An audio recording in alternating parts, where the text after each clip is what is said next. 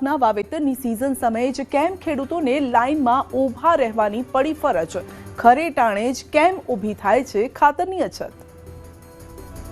ગુજરાતમાં છેલ્લા કેટલાય દિવસોથી અમુક જિલ્લામાં રાસાયણિક ખાતર ખરીદવા માટે વેચાણ કેન્દ્રો પર ખેડૂતો લાઇન લગાવી રહ્યા છે.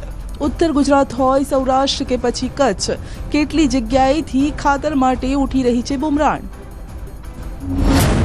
ખાતરનો પૂરતો જથ્થો કેમ નથી? શિયાળુ સિઝન શરૂ થતાં જ ફરી લાઇનના આવા દ્રશ્યો રચાયા. કચ્છના રાપરમાં રવિ પાક સમયે જ ખાતરનો પૂરતો જથ્થો ન મળતા ખેડૂતોમાં રોષ છે. શિયાળાની આ કડકડતી ઠંડીમાં વહેલી સવારે 4 વાગ્યાથી ખેડૂત આ રીતે લાઇનમાં ઊભો રહેવા મજબૂર છે.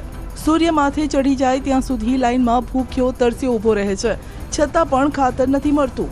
સવારથી ખેતીકામમાં જોતરાવાની જગ્યાએ ખેડૂત અહીં ખાતર માટે વલખા મારે છે.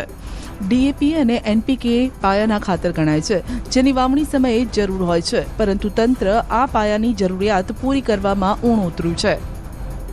ખેડૂતો લાઇનમાં લગભગ 4:30 વાગ્યા 5 વાગ્યાની અરસામાં ખેડૂતો ગામ બધો ભેગો થયો છે. તો ખાતરની અછત આટલી બધી સરકારને ધ્યાનમાં છે, છતાં ખાતરની આટલી અછત રાખે છે. ખેડૂતોને ખાતર પૂરતો મળતો નથી, બિયારણ મળતો નથી, અને સવારના જ્યાં ખેતી કામમાં જોડાવાનું હોય એની જગ્યાએ ખેડૂતો અત્યારે આ ખાતરની લાઇનમાં ઊભા છે. તો આ સત્તાધીશોને ખબર નથી પડતી. રાપર વિસ્તારમાં ખાતરનો પૂરતો જથ્થો હોવાનો નાયબ ખેતી નિયામક દ્વારા 3 દિવસ અગાઉ દાવો કરાયો હતો, પરંતુ હકીકત શું છે તે તમારી સામે છે. ખાતર વિતરણ કરનારા પણ ખાતરનો જથ્થો ન હોવાથી હાથ અદ્ધર કરી રહ્યા છે. ખાતર ખેડૂતોને વિતરણ કરવાનું હોય, ખેડૂતો વહેલી સવારથી લાઇનમાં આવી ગયેલ છે, પણ આજે અમારી પાસે જે જથ્થો રહ્યો એ પણ આવેલા ખેડૂતોને પૂરતો આપી શકીએ તેમ નથી. આજે પણ ખેડૂતોને અમુક ખેડૂતોને વિલા મોઢે પરત જ ફરવું પડશે. 2025ના રોજ ખેંગારપર મધ્યે ખાતર વિતરણ કરવાનું હોય. સવારના વહેલી સવારે 5 વાગ્યાથી ખેડૂતોની લાઇન લાગી છે. લગભગ 5 થેલી પ્રમાણે 410 ખેડૂતોને આપવાનું છે. એની સામે લગભગ 600 જેવા ખેડૂતોની લાઇન સવારે 5 વાગ્યાથી પણ લાગી ગઈ છે. તો ખાતરની અછત નિવારવા વધુને વધુ ફાળવણી કરવામાં આવે એવી અમારી માંગ છે. ખાતર માટે ક્યાં સુધી રઝળપાટ? અરવલ્લીના ભિલોડાની આ લાઇન જોઈ લો. મહિલા હોય કે પુરુષો, કામ ધંધો પડતો મૂકી ઠંડીમાં ઠૂંઠવાતા લાઇનમાં ઊભા છે. 3 દિવસથી ખેડૂતો ખાતર માટે આ રીતે ડેપોએ ધક્કા ખાઈ રહ્યા છે, પણ ખાતર નથી મળતું. ખેડૂતોને તે ચિંતા સતાવી રહી છે કે જો ખાતર નહીં મળે તો પછી રવિ સિઝન માટે વાવેતર કેમ કરશે.